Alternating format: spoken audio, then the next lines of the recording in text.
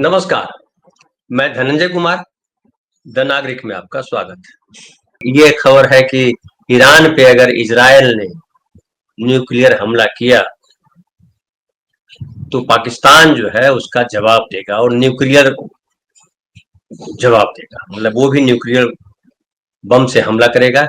ऐसा ईरान का दावा है, मतलब ऐसा ईरान ने कहा है कि पाकिस्तान ने यह वादा किया है, ये वचन दिया है कि अगर परमाणु हमला होता है तो पाकिस्तान की तरफ से परमाणु हमला किया जाएगा। आप जानते हैं कि परमाणु हमला आसान नहीं है, लेकिन बातें चल रही तो ठीक है। और पाकिस्तान खुल करके अगर आ रहा है ईरान के साथ तो एक बड़ा चेंज है।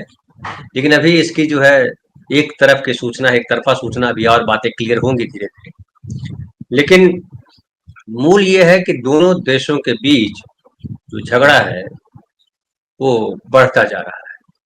और ये भी खबर आई कि जो है ये इजराइल ने प्लान किया था कि सबसे पहले अयातुल्लाह अली खामेनेई है, जो सर्वोच्च नेता माने जाते हैं ईरान की, उन्हीं को खत्म कर देने का प्लान बना लिया था इजराइल ने कि उसी को खत्म कर देंगे और खत्म हो जाएगा सारा खेल, सत्ता बदल जाएगी। लेकिन बताते हैं कि अमेरिकी न्यूज एजेंसी है राइटर्स, उसने 2 अमेरिकी अधिकारियों के हवाले से खबर दी है कि इजराइल के प्रधानमंत्री बेंजामिन नेतन्याहू ने पिछले 2 दिनों में ईरान के सुप्रीम नेता अयातुल्लाह अली खामेनेई को मारने का प्लान बना लिया था। लेकिन अमेरिका के राष्ट्रपति डोनाल्ड ट्रंप ने इजरायली प्रधानमंत्री को रोक दिया कि ऐसा न करें। अब ये कितना सच है कितना झूठ है ये बताना मुश्किल है, लेकिन न्यूज एजेंसी राइटर्स ने खबर दी है तो महत्वपूर्ण खबर है। भारतीय न्यूज एजेंसियों की तरह शायद जो है विदेशी न्यूज एजेंसी, ये सब नामचीन न्यूज एजेंसी है इनकी नहीं, लेकिन खैर अभी और बातें क्लियर होंगी। ट्रंप तो कई बार बोल चुके हैं कि भारत और पाकिस्तान के बीच हमने ही सीज फायर कराया है, भारत मानने को तैयार नहीं है। प्रधानमंत्री जिस पर चुप्पी साधे हुए हैं।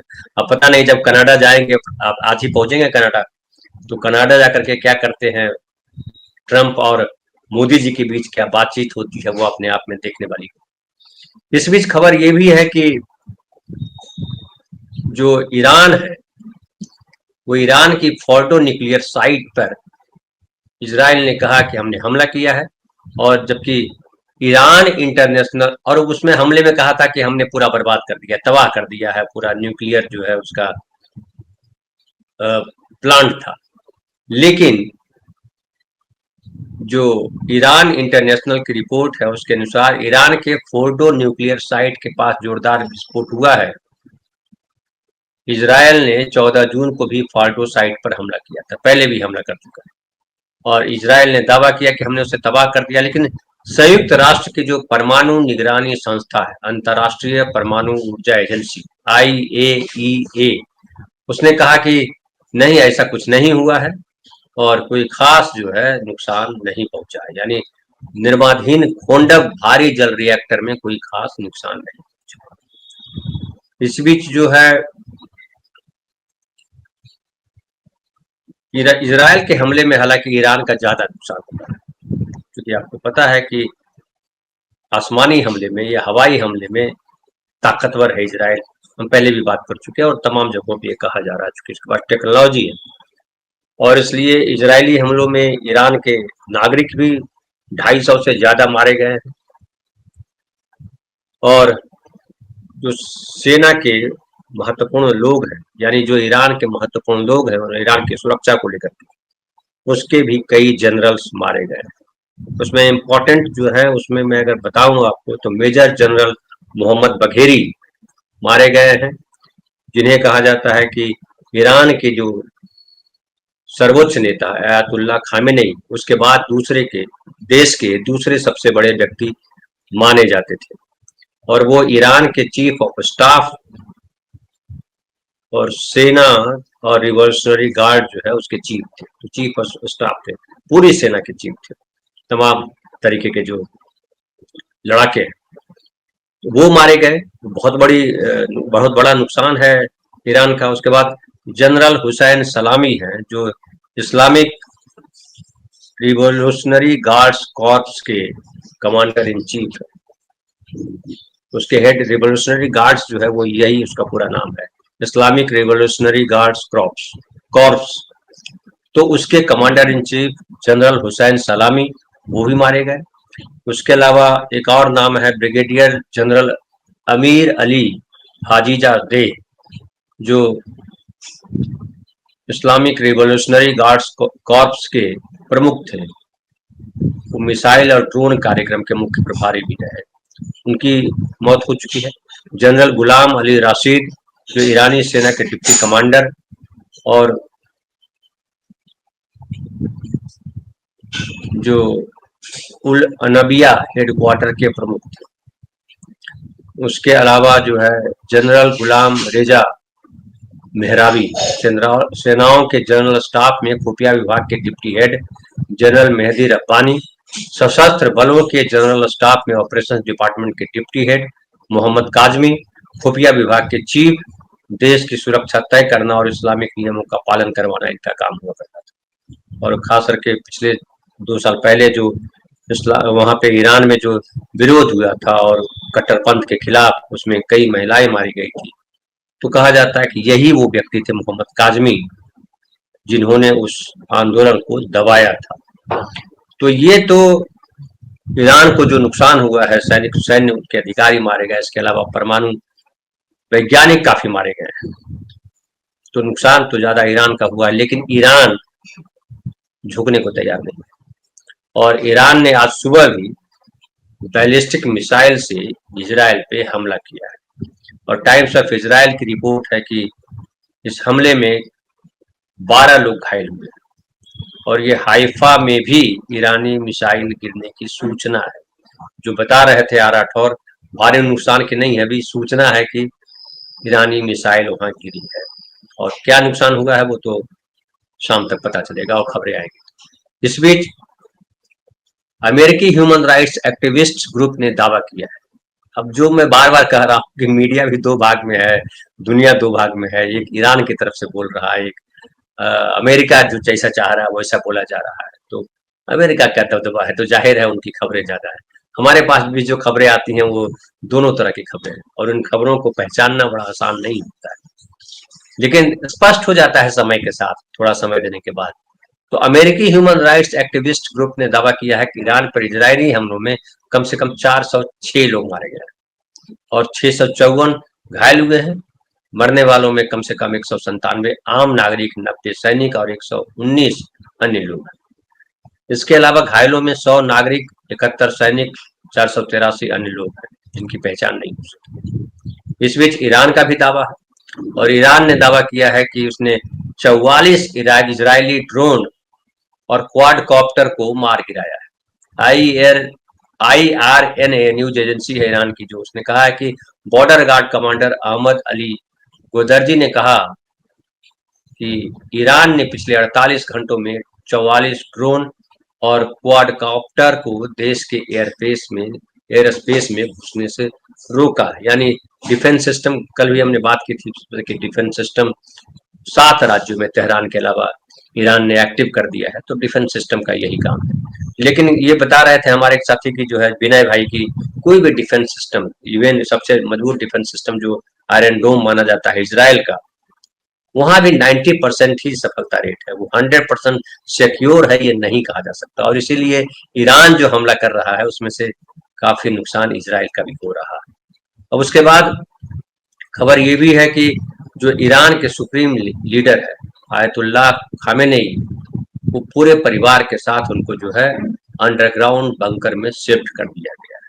क्योंकि जैसा कि हमने बताया कि पहले ही इजराइल की कोशिश थी कि खामेनेई को मार दिया जाए, और ट्रंप ने बचाया, ऐसा जैसा कि ट्रंप कह रहे हैं। तो इसलिए उनको वो छुप गए, बंकर में चले गए।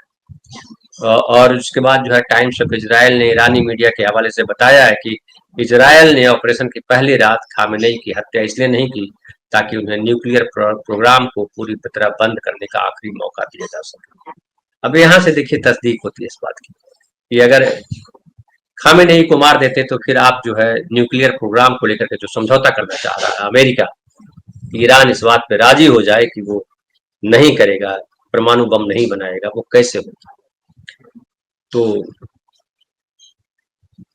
खामेनेई का होना जरूरी है। तो देखिए अमेरिका की जो कोशिश है या कहिए अमेरिका की जो चालाकी है, चाल है, वो ये है कि ईरान पे दबाव डाल करके न्यूक्लियर जो प्रोग्राम है उसके लिए जो प्रस्ताव है उस पर प्रसार संधि जिसको कहते हैं उस पर सहमति ले ली जाए, उस पर हस्ताक्षर करवा लिया जाए। लेकिन ईरान ने मना कर दिया है कि युद्ध, जैसा हमारे मोदी जी कहते थे कि युद्ध और शांति एक साथ, शांति वार्ता एक साथ नहीं चल सकती, वैसे ही ईरान ने कहा कि आप एक तरफ हम पर हमले कर रहे हो, दूसरी तरफ जो है परमाणु बम नहीं बनाने के जो संधि है उस पर हस्ताक्षर चाहते हो, तो ये पॉसिबल नहीं है।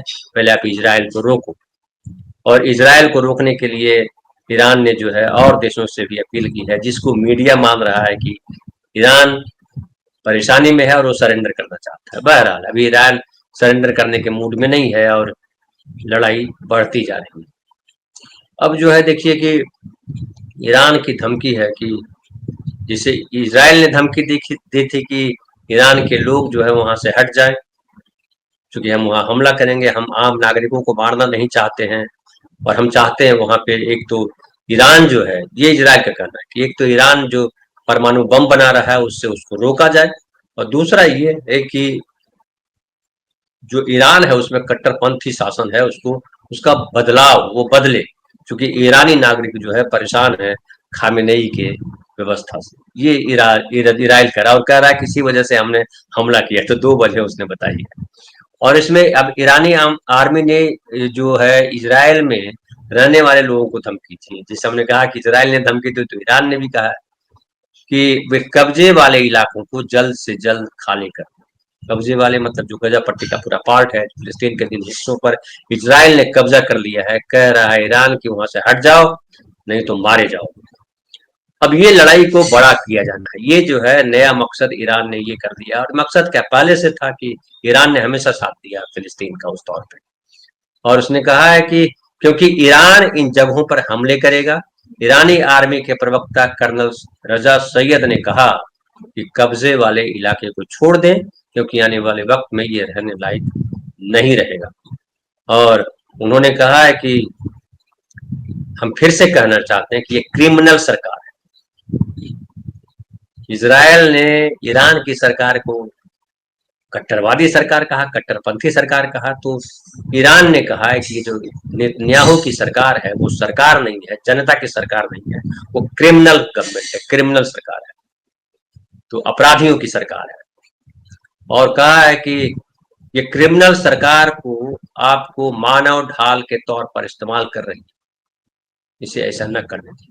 उन्होंने ये भी कहा कि बंकरों में छिपने से भी इजरायलियों को सुरक्षित नहीं रहेंगे, कि आप अगर बंकर में छुप गए हो, क्योंकि माना जाता है कि इजराइल में बंकर भरे पड़े हैं और चूंकि लंबे समय से लड़ रहा है, उसकी मंशा ये लड़ाई करने की कि और इस्लामिक कंट्रीज जो है उसको निस्नाबूद कर दे ताकि कोई उस पर हमला न करे, ये इजराइल की कोशिश रहती है। चूंकि इजराइल ने कब्जा किया हुआ है इस इलाके को, हालांकि इजराइल ऐसा नहीं मानता है, लेकिन दुनिया के ढेर सारे देश में हिंदुस्तान ये मानता है कि फिलिस्तीन जो है वो इलाका जो है फिलिस्तीनियों का है और इजराइल ने कब्जा किया है, वह जो खाली करना चाहिए। हालांकि मोदी जी हमारे ऐसा नहीं मानते, लेकिन वाजपेयी साहब भी ऐसा मानते थे और पहले की जो सरकारें थी इंदिरा जी के जमाने की वो भी मानती थी, गांधी भी मानते थे। और 1938 का बड़ा बयान आ रहा है गांधी जी का कि किस तरह से उन्होंने कहा था कि जो फिलिस्तीन पे कब्जा किया जा रहा है वो गलत है, तो फिलिस्तीनियों की जमीन वापस की जानी चाहिए, वगैरह वगैरह। तो अब जो है लड़ाई जो है मुस्लिम, और ये लगातार ये मुस्लिम कंट्रीज में, जो कि आप जानते हैं कि 57 के करीब देश है मुस्लिम कंट्री, और तमाम देशों में रहता है कि कौन इस मुस्लिम कंट्रीज को लीड करता है। तुर्की भी कोशिश करता रहता है, ईरान भी कोशिश करता है, इराक भी कोशिश कर रहा था, सऊदी अरब, ये तमाम देश, पाकिस्तान भी करता रहता है। इसलिए पाकिस्तान परमाणु संपन्न देश है, तो उसको लगता है कि इस वजह से हम जो है इस्लामिक कंट्री को लीड कर सकते हैं और इसका फायदा उसको मिलेगा।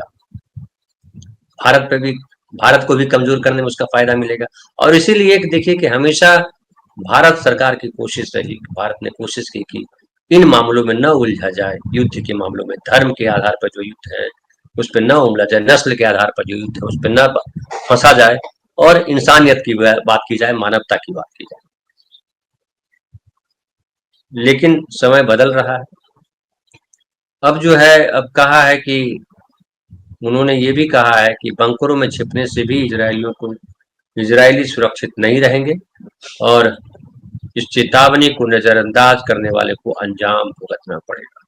ये जो क्षमा करेंगे, ईरानी में बोल देता हूँ, क्षमा करेंगे, ईरानी आर्मी के प्रवक्ता जो है कर्नल रजा सैयद, उन्होंने ये चेतावनी जारी की है। इस बीच ये भी खबर है कि नेतन्याहू के बेटे की शादी थी जो टाल दी गई है। जाहिर है जब दूसरे के घर में मातम होगा तो आपके घर में खुशी के शनाई बजेगी, ये तो संभव नहीं है। तो नेतन्याहू के बेटे की शादी टाल दी गई। नेतन्याहू जो है अपने परिवार के साथ अलग बंकर में छुपे हुए हैं। तो ये जो है यही देखिए कमाल है, नेता सब छुप जाते हैं, नागरिक बेचारा मारा जाता है और सैनिक मारे जाते हैं, मजा लेते हैं नेताजी। ये नागरिकों को समझने वाली बात है। इस बीच देखिए कि हमारे प्रधानमंत्री जी साइप्रस गए और साइप्रस में वहां भारत साइप्रस सीईओ फोरम है उसको संबोधित किया और उन्होंने कहा कि पिछले एक दशक में भारत दुनिया की 5वीं सबसे बड़ी अर्थव्यवस्था बन गया। अब देखिए यहाँ चौथी की बात की जा रही है, वहां जाके प्रधानमंत्री जी 5वीं बोल रहा है। तो आपस में ही देखिए चौथी क्या तीसरी यहाँ पर शायद बताया जा रहा था। हाँ, और वहां कुछ और बताया जा रहा है। खैर चलिए, जो प्रधानमंत्री कह रहे हैं वही सही मानिए कि 5वीं सबसे बड़ी अर्थव्यवस्था बन गया है और बहुत निकट भविष्य में हम दुनिया की तीसरी सबसे बड़ी अर्थव्यवस्था बनने की दिशा। तो चौथी अभी पार नहीं किया है, अभी 5वीं ही है, ऐसा मोदी जी भी मान रहे हैं। हालांकि जो यहाँ ये कहा था, मीडिया जो कहा था और उसमें आया था कि तीसरी अर्थव्यवस्था हम बन गए हैं, जापान को पीछे कर दिया। फिर वे आधे एक नहीं, अभी नहीं, टाइम है, अभी 2026 में होगा, नीति आयोग ने कहा। तब तक जापान बैठा रहेगा कि भाई हिंदुस्तान तुम आगे बढ़ जाओ। कमाल कमाल की खबरें लोग दावे करते रहते हैं। अब देखिए उसके अलावा पीएम मोदी ने वहां ये भी कहा है कि आत्म प्रशंसा न करें मोदी जी, ये पॉसिबल है क्या? देखिए आत्म प्रशंसा उन्होंने क्या किया, उन्होंने कहा कि ऐसा 6 दशक बाद हुआ है कि लगातार तीसरी बार एक ही सरकार चुनी। पिछले 10 सालों में डिजिटल क्रांति आई है। आज दुनिया के 50% डिजिटल लेन देन भारत में यूनिफाइड पेमेंट इंटरफेस यूपीआई जिसको कहते हैं के जरिए होता है और फ्रांस जैसे कई देश इससे जुड़े हुए हैं। साइप्रस को इसमें शामिल करने के लिए बातचीत चल रही है और मैं इसका स्वागत करता हूँ। तो जो 6 दशक बाद लगातार तीसरी बार कोई सरकार चुनी गई, मोदी जी अपनी प्रशंसा कर रहा है।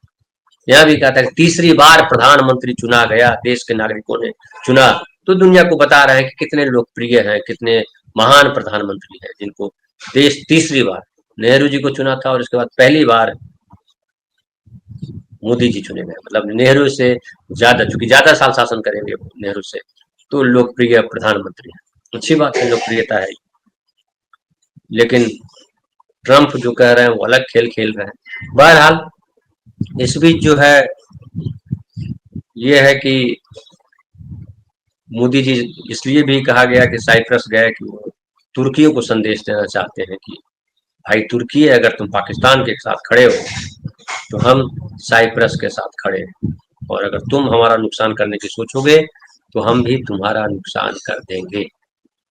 ये कूटनीतिक पहल मानी जाती है, या कूटनीतिक यात्रा एक तरह समझिए रही साइप्रस की, ऐसा कह रहे हैं। लेकिन लोग तो कह रहे हैं कि वो जो है मोदी जी अडानी जी के लिए गए हैं, मोदी जी वहीं जहां जाते हैं वहां अडानी के फायदा कैसे हो इसके लिए जाते हैं, ये नागरिक देश के कह रहे हैं, तमाम लोग कह रहे हैं। लेकिन खैर, अब मोदी जी जाने किसके लिए जा रहे हैं? अब यहाँ पे जाते तो हैं वो आधिकारिक जो भारत की यात्रा है उस पर जाते हैं। अब बाकी व्यापारी हैं अडानी जी सबसे बड़े, तो उनका हित भी जो है भारत के हित से जुड़ा हुआ है, ऐसा मोदी जी को लगता है, तो अच्छी बात है। और मोदी जी 3 देशों की यात्रा पर निकले थे संडे को। 16 जून को साइप्रस का दूसरा दिन होगा, यानी आज, और आज ही जो है वो कनाडा के लिए निकल जाएंगे। 17 जून को वो G7 का जो शिखर सम्मेलन है उसमें भाग लेंगे और 18 जून को क्रोएशिया पहुंच जाएंगे और 19 जून को भारत लौट आएंगे। भारत लौट आने के बाद फिर जो है, अभी तो इंतजार है कि 17 जून को जब शिखर सम्मेलन में भाग लेंगे तो क्या होगा, ये इसका बड़ा बेसब्री से सबको इंतजार है, खास करके भारतीयों को, भारतीय मीडिया को भी। और कनाडा आज पहुंचेंगे तो जाहिर है कनाडा में जो है वहाँ जो सरकार है उसमें खालिस्तान समर्थक नेता शामिल हैं, और निज्जर की जो हत्या हुई है उसको लेकर के भारत सरकार पे वहाँ के लोगों का आरोप है। ट्रूडो का आरोप था कि भारत शामिल है, भारत ने इससे इनकार किया था, तो वो उनके विरोध में भी जो है खालिस्तान समर्थक लोग जो है विरोध प्रदर्शन करेंगे कनाडा पहुंचने पर। बहुत बहुत धन्यवाद। और लेकिन रात में चौपाल में आइए, और दिन में कुछ जो वीडियोज आते हैं उसको भी समय मिले तो थोड़ा बहुत देखिए, और सब्सक्राइब नहीं किया तो सब्सक्राइब कर लीजिए, मेंबर बनिए, ज्वाइन कीजिए हमारे चैनल को। बहुत बहुत धन्यवाद।